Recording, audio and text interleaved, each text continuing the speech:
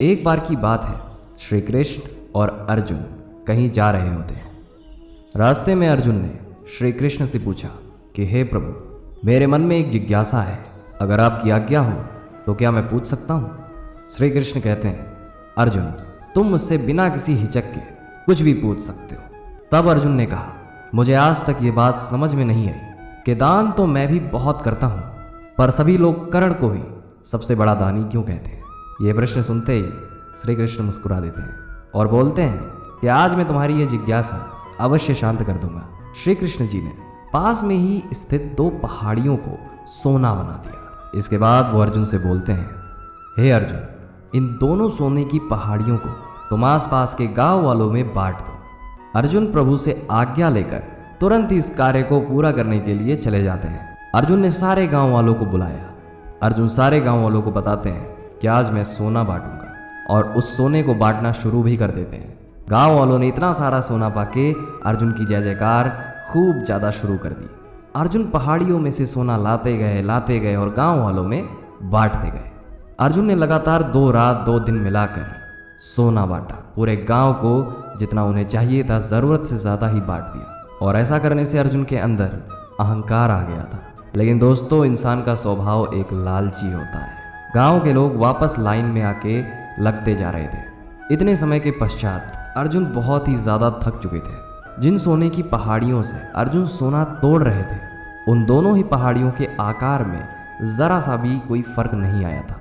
और फिर अर्जुन कहते हैं श्री कृष्ण से कि अब मैं ये काम और भी ज़्यादा नहीं कर सकता, मुझे थोड़ा विश्राम करना है। श्री कृष्ण कहते हैं कि ठीक है, तुम विश्राम करो।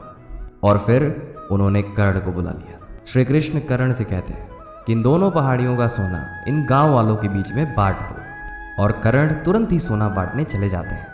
उन्होंने भी सारे गांव वालों को एकत्रित किया, सारे लोगों को लाइन में खड़ा कर दिया। कर्ण कहते हैं सारे गांव वालों से कि ये सोना आप लोगों का है, जिसको जितना चाहिए ले सकता है।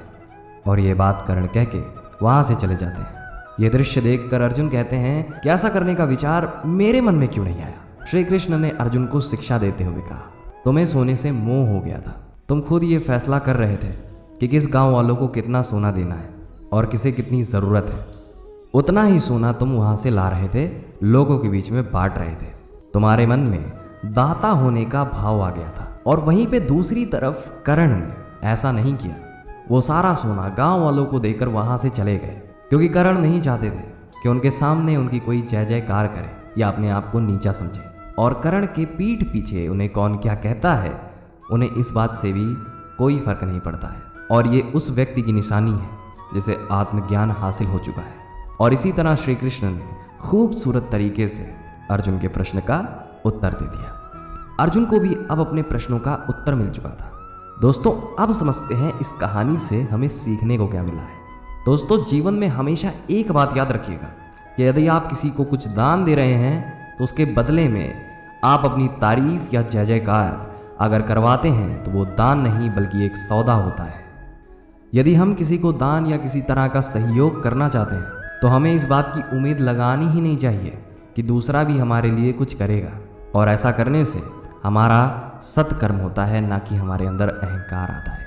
दोस्तों, आज के लिए बस इतना ही था। कैसी लगी आपको कहानी कमेंट बॉक्स में ज़रूर बताइएगा। हम आपकी कमेंट्स का रिप्लाई ज़रूर करेंगे। और दोस्तों, अगर आपको ये वीडियो पसंद आई हो तो इस वीडियो को खुद तक मत रखिए, बल्कि इस वीडियो को अपनों में भी शेयर करिए। चैनल में पहली बार आया है तो चैनल को बिना सब्सक्राइब किए कहीं मत जाइएगा। हम आपके लिए ऐसी वीडियोस लाते रहते हैं और लाते रहेंगे। अभी के लिए बस इतना ही था। जय हिंद, वंदे मातरम।